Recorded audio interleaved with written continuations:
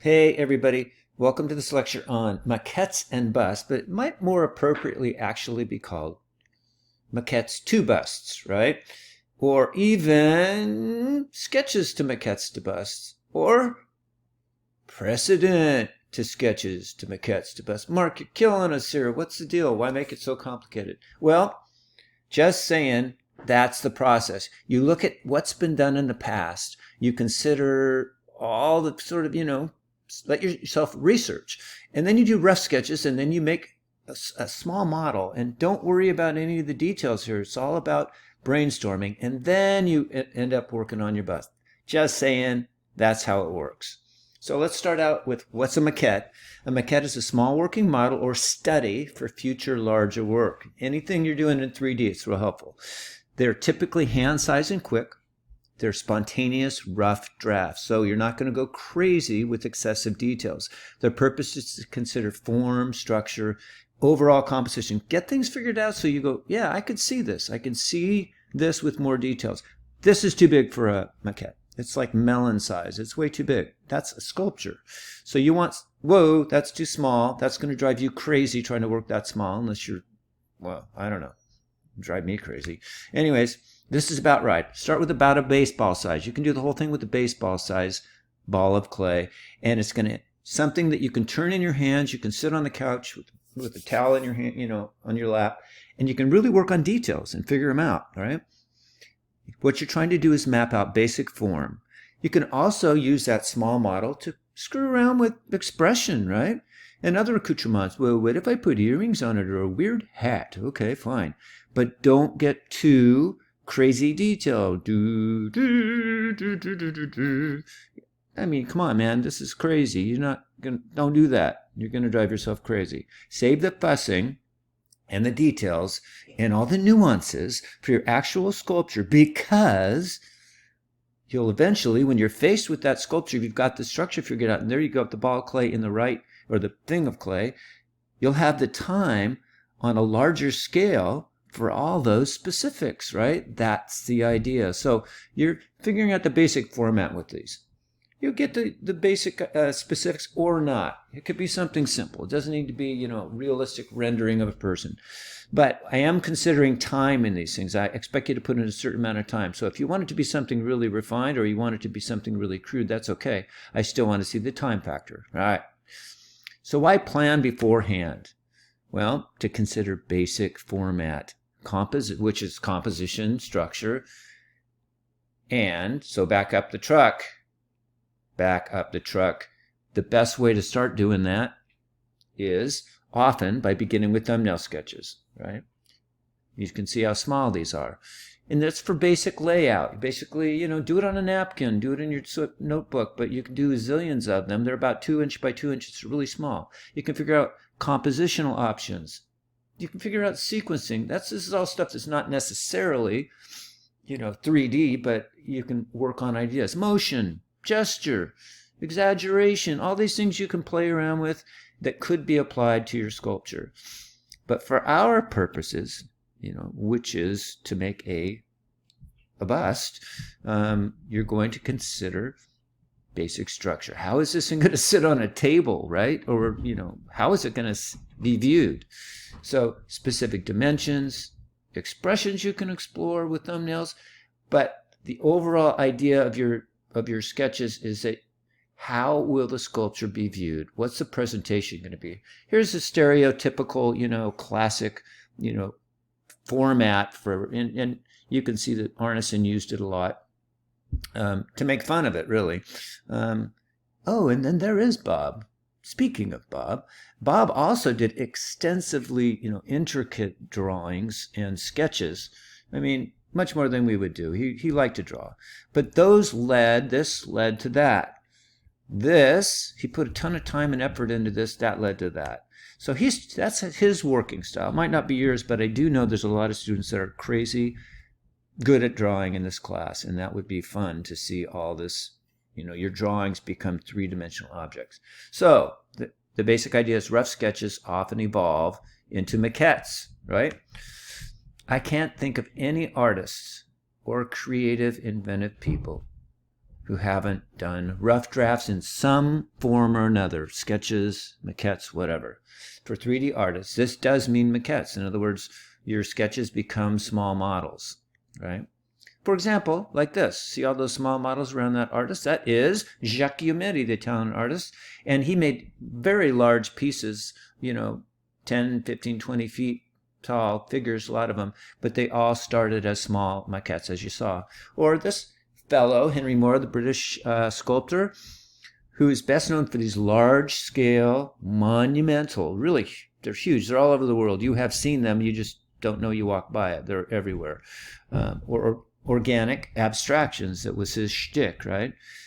Which always started small. They always started, I've seen a lot of pictures of his studio. This is his studio. It's filled with debris of all his small pieces, which began, those huge things were always started hand size and worked out the details hand size to become things like this. All right, so take it from Henry and from Bob, who made a zillion maquettes of most all of his sculptures that were eventually translated into bigger things, right? Some huge and monumental, right? So here's a sampling of historical busts. And this is what you want to kind of start out with. You're going to be doing this week. You're going to find 4 examples of historic busts, and then you're going to find 4 examples of contemporary busts. But historic busts, also known as precedent. What happened before now? What happened before me? What have people done so I can riff off of it, right?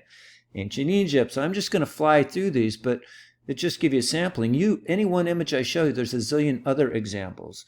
Classical Greece, crazy, man. There's tons of stuff there. It's beautiful. It's amazing. Imperial Rome, right? With its odd layering of stoic resolve and debauchery, like this crazy guy, Caligula. Look him up. Yeah, it's kind of weird. His story, not so good. Not a very nice person. Or enlightened leadership, Marcus Aurelius. Anyways, there's all of these different takes, and you might find a hero that you want to actually, explore your ideas about why you like that person so much, why you like their ideas or their, aspirations or something. That could be part of this. All right. Or Persian, right? Or Arabian Peninsula, or African. Man, there's so much cool. I could give you several hundred different examples, but the African sculptures are just incredible, right? Anyways, find something that you like. It doesn't need to, out there in the world, I want you to find at least 4 examples of historic pieces that you like. Here's China. I got to go here. Put it on your bucket list. It's incredible. This is in Xi'an. It's called the Terracotta Warriors. And each of the characters is a different actual human being. That's what's kind of a trip. Distinct faces. And they were the army. It was the army of an emperor. And the big thing is that they used to just kind of bury him with the real people. Like, family members, servants, etc., would be buried with important people. In other words, they'd kill him so they could bury him with them. This was new because, the idea of a metaphor. You can have a stand-in object for the people rather than actually killing him.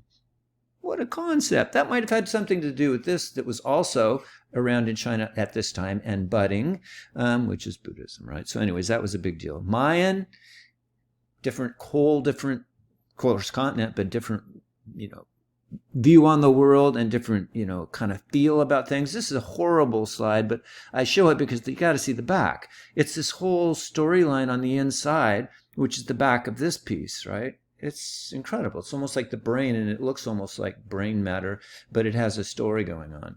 Or here's Olmec, also in southern Mexico. And these pieces are found all over, but they're huge, and they're rock that wasn't from that area, so they had to be carried, they're tons and tons, and they had to be carried from different, extensive distances, sometimes hundreds of miles. Or Incan, right? So anyways, look out there and find things that do it for you. Medieval Europe, right? Or the aristocratic decadence of pre-revolutionary France. Here's Marie Antoinette, right? She's the one famous. She was kind of out of touch, right? Let them eat cake, How come they're upset? They can't, but it's because they can't eat. What do you mean they can't eat? They're starving. Well, let them eat cake. Yeah, she kind of lost her head. Anyways, or revolutionary France was a reaction to that. Aggro-aggression, right? Or industrial 19th century Europe. I mean, these are, this guy, I've always gravitated towards this guy's work. It's just incredible. Constantine Minier, who captured and romanticized the character and struggle. And it was romanticizing a little bit. He was strongly in favor of, the plight of the working class. Anyways, early factory workers. Or 19th century United States, which started to explore Europe's lead in simplification and exaggeration, edging into abstraction, right? Which ended up, with all that we have now in modernism, postmodernism, and beyond. All right, other precedents, not just historical, but what's going on now? Contemporary examples. Arneson's reaction here to being called a vacuous California artist. But if you look here, the eyes actually go into a hollow head. So as you get closer, you realize you can see into a head. So he used that device to add increased interest and, a metaphor for people to look at. Or pedestals. Here's this incredible pedestal for this piece about militarization, but this is all wreathing bodies, right? Or here, this is actually a format of a pedestal that was used in Rome, and they were just, egocentric enough to actually put their genitalia on these things. So anyways, he was making fun of that and the whole egocentric thing. Or adding objects as metaphors. This is a thing of Jackson Pollock, whose life was fraught with difficulties and things. Anyways, this is Arneson's take on him and the symbols that he thought represented his life.